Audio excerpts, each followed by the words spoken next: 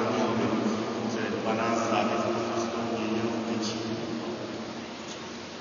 A při tom vybití dojde k oscilaci proudu s frekvencí 30 kHz a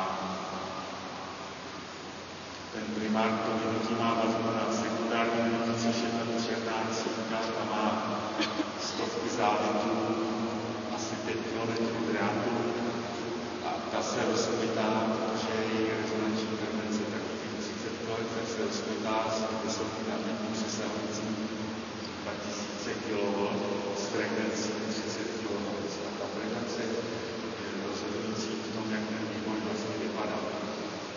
A protože to je skřiště vyfukované, tak se ten vývoj jako přeruší, znova se napětí znova se vyvíjí, to se opakuje, že ten vývoj je třeba vidíte ho pořád, můžete si ho fotky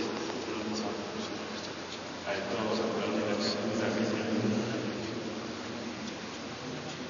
Tesla toho vyvinul ve snaze vyrobit zařízení, které by přinášelo elektrickou energii na dálku. Ovšem se ukázalo jako slepá větev vývoje, protože na to, aby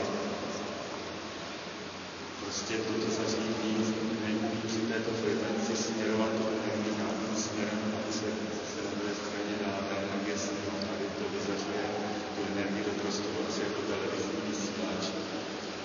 Takže energie se přenáší, ale velmi rychle se rozhoduje a její hustota klesá se čtvrtcem vzdálenosti. Předvedeme si to, abych vás teď poprosil, abyste ustoupili asi až na průrvenké vrtule, všichni. Až za daleko. Včetně různých kameramanů.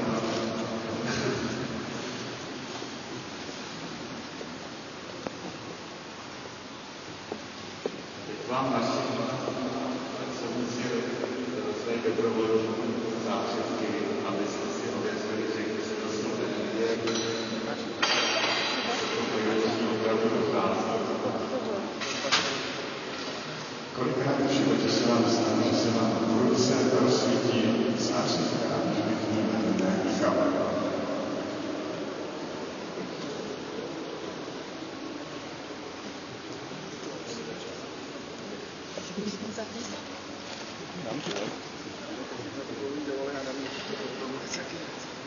Pokud se vám doma bude dít to, co se vám bude za to máte jistotu, že váš soused se někde když musíme řekli, že se nepracovat. Pokud chcete vyzvat rozsvítit na tenkový spodek, jako na tu faktickou, tam, kde se dává a nepospějí prostě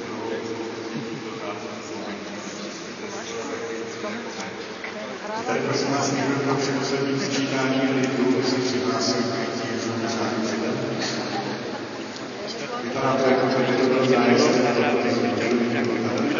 národnostní menšiny.